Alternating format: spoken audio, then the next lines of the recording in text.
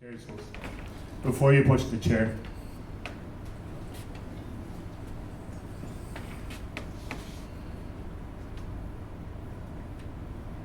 I want you to know that I've been there.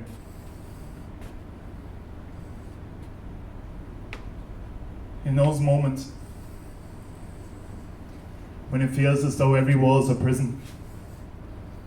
when the whole world kneels upon you and the darkness of your vision has encompassed all before you and turned your whole world black, and it feels as though you'll never get to see your old world back. And I've been labelled with depression and branded with disease,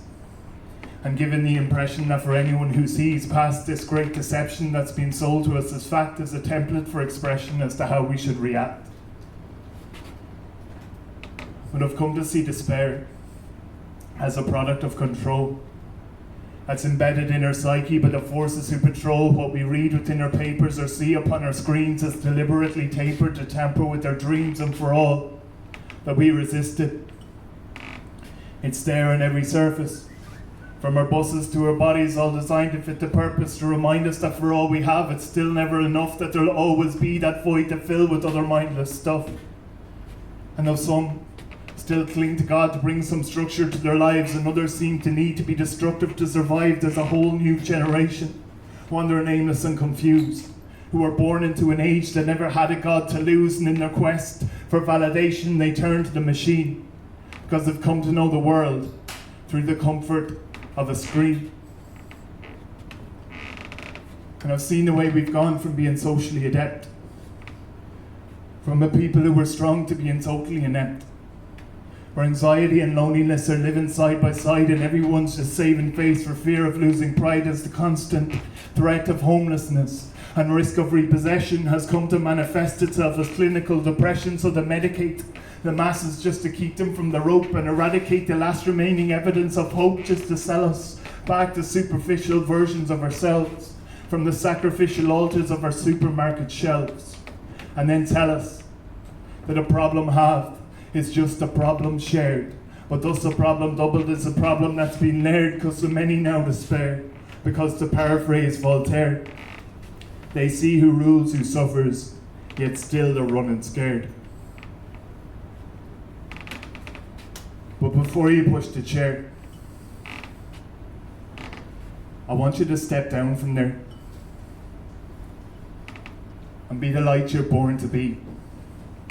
To understand that those who see things differently are those who reshape history. That the prophets and the scriptures were the poets of the times, and everyone you'll ever meet has struggled with the mind, but one true friend will always trump a million friends online. Where reality is distorted and contorted to obscure, and designed to isolate us and to make us insecure, but for all our social networks, our net worth is obsolete when we need to praise the strangers to make us feel complete. But beyond their echo chambers, when we lift our eyes, we'll see that around us lie the embers of our own humanity, and this day is why we name the night, so too we'll come to see that the day we like to blame in life is only ever we, and for all we try to justify the versions of our truth, there will always be perversions to another's absolute, because no matter where the roots lie, the one thing guaranteed is that the plant will always come to bear the hallmarks of the seed. Well, look, I don't have all the answers, and I'll never say I do,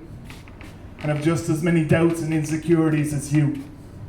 But a friend of mine once told me that I showed up in a dream, and I'm not exactly sure what any of it means, but I was walking through a desert with my back towards the sun,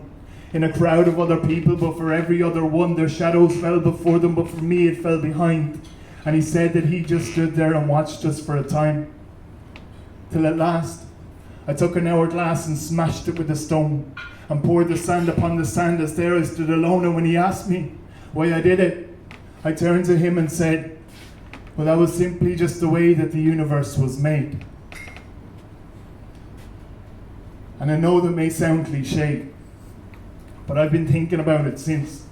And the more that I've been thinking, the more that I'm convinced that maybe all of us are only pouring dust upon the dust. And it's not us killing time, but more just time that's killing us. But when two people, every day here now, are taking their own lives,